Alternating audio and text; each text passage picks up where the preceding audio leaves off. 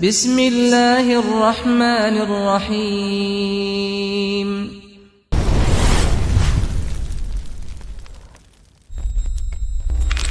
Kemudian yang belum terjadi itu seperti misalnya kalau tanda-tanda kiamat kecil terakhir sekali namanya Malhamah Kubra, peperangan besar antara kaum muslimin dengan orang-orang Nasrani.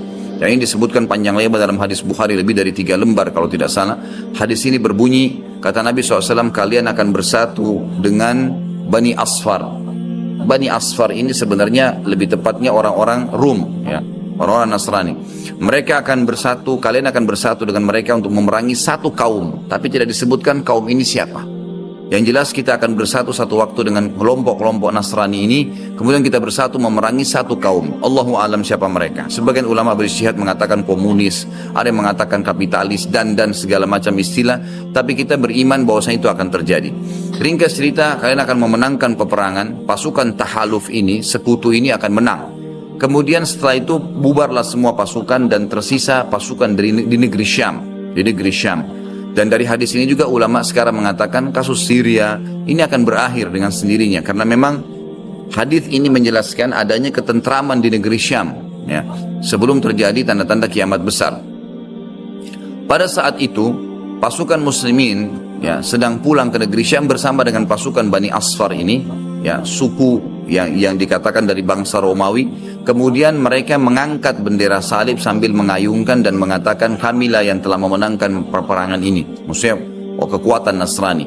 Maka yang muslim sempat teman-teman mereka mengatakan ini kan kita sekutu, bagaimana caranya kalian mengaku, ya, memenangkan sendiri. Terjadi cekcok di antara mereka. Lalu kata Nabi SAW, akhirnya segelintir muslimin yang ada di situ Allah karuniakan mereka mati syahid, terbunuh semua. Lalu hari kedua beberapa muslimin bersatu untuk, ya, berperang dan mereka juga dikaruniakan Allah mati syahid. Hari ketiga berkumpul lagi muslimin untuk mereka berpegang pada satu kesepakatan untuk tidak akan membiarkan bahwasanya orang-orang Nasrani menganggap menang sendiri. Maka akhirnya hari ketiga pun mereka diikram oleh Allah, dikaruniakan syahadah, mati syahid. Nanti hari keempat barulah berkumpul seluruh muslimin dari seluruh penjuru bumi. Lalu terjadilah perang besar antara kalian dengan Bani Ahmar dan mereka dibawa naungan 80 bendera.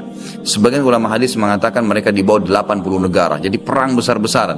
Dan di dalam kegiatan orang-orang Nasrani di sebagian pastor dan pendeta, mereka menamakan akan terjadi nanti perang salib besar, puncak daripada penentuan siapa yang menang dan siapa yang kalah.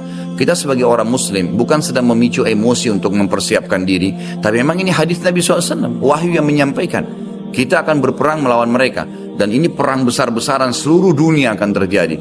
Maka kalian pun akan berperang, tapi tidak disebutkan waktunya berapa lama, sampai pasukan kalian menembus wilayah Rum dan kalian berhasil menjebolkan temboknya dengan takbir dan tasbih, berzikir. Dan tembok ini sebagian ulama mengatakan adalah Vatikan, karena memang satu-satunya markas orang-orang Nasrani yang menggunakan pintu gerbang. Kalau dibuka dianggap ada sebuah keputusan penting, kalau ditutup berarti sudah segala macam, ya, yang mereka kultuskan sekarang. Temboknya itu akan rubuh dengan takbirnya muslimin. Sebagian ulama hadis mengatakan karena banyaknya jumlah pasukan sampai akhirnya suara mereka begitu bergemuruh dan akhirnya meruntuhkan tembok itu. Allahu a'lam, itu makna hadis. Kemudian pada saat itulah syaitan, iblis menjelma jadi manusia lalu teriak di tengah-tengah pasukan muslimin berkata, wahai muslimin, Dajjal sudah keluar di tengah-tengah kalian. Dajjal sudah keluar di tengah-tengah kalian. Maka teriakan ini membuat pasukan muslimin, mereka tahu benar pada saat itu hadis Nabi SAW yang berbunyi, diriwayatkan Imam Bukhari Muslim, kalau kalian dengarkan Dajjal keluar di satu lokasi, maka selamatkanlah diri kalian walaupun ke gunung-gunung, gitu kan. Janganlah seseorang dari kalian berkata imannya kuat lalu dia sengaja menemui Dajjal, akhirnya dia menjadi pengikutnya. Jadi para mujahidin tahu masalah itu. Mereka bukan tidak berani, tapi mereka mengikuti sabda Nabi SAW. Maka mereka pun akhirnya pada klub pulang masing-masing. Kata Nabi SAW, mereka pun bubar ke wilayah masing-masing. Pada saat mereka tiba di wilayahnya, ternyata Dajjal tidak ada. Itu berita dusta. Dan pada saat itulah Dajjal keluar.